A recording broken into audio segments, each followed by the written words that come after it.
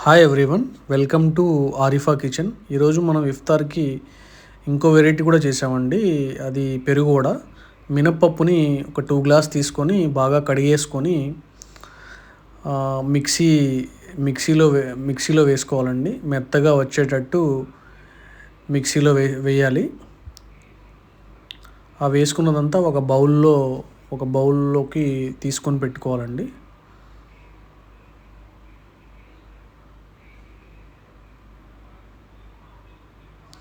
తర్వాత ఒక table spoon salt వేసేసుకొని బాగా కలపాలండి.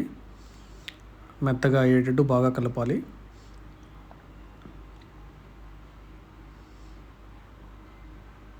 నెక్స్ట్ ఏంటంటే మనం ఒక బౌల్లో పెరుగు తీసేసుకోవాలి. పెరుగు తీసేసుకొని ఒక టేబుల్ స్పూన్ సాల్ట్ వేసేసుకొని బాగా కలుపుకోవాలి ఆ బౌల్లో.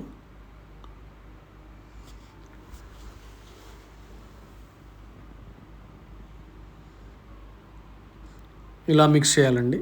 కొద్దిగా లైట్గా వాటర్ పోసేసుకొని ఇలా మిక్స్ చేసుకుంటూ వెళ్ళాలి.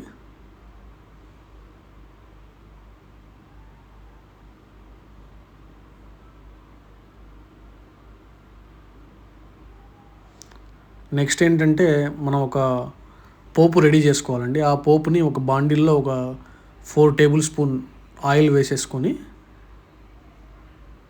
పప్పు దినుసులు అంటే ఇంకా జీలకర్ర, ఆవాలు, పచ్చిశనగపప్పు అవన్నీ మనం వేసుకోవాలండి.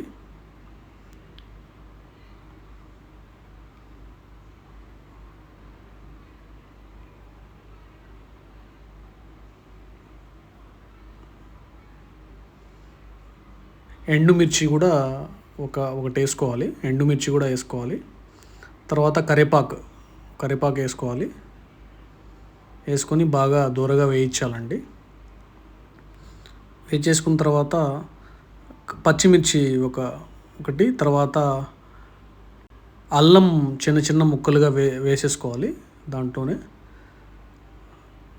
బ్రౌన్ కలర్లో వచ్చేటట్టు చేసేసుకోవాలండి. ఫ్రై చేసేసుకోవాలి.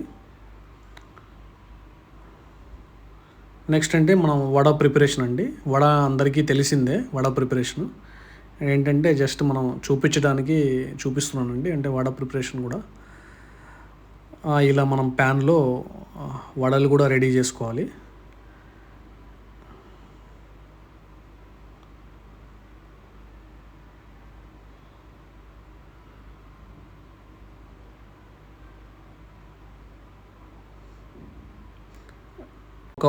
ఒక బౌల్లో నార్మల్ వాటర్ తీసేసుకొని ఆ వడల్ని మనం నార్మల్ వాటర్లో వేసేసుకోవాలి. అవి వేసేసుకున్న తర్వాత అవి మెత్తగా తయారవుతాయి. ఆ తయారైన వడల్ని మనం ఆ పెరుగులోకి 1 by 1 ఆ పెరుగులోకి ప్లేస్ చేసేసుకోవాలి.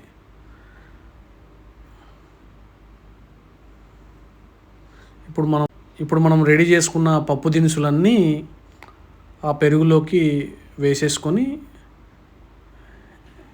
బాగా కలపాలి.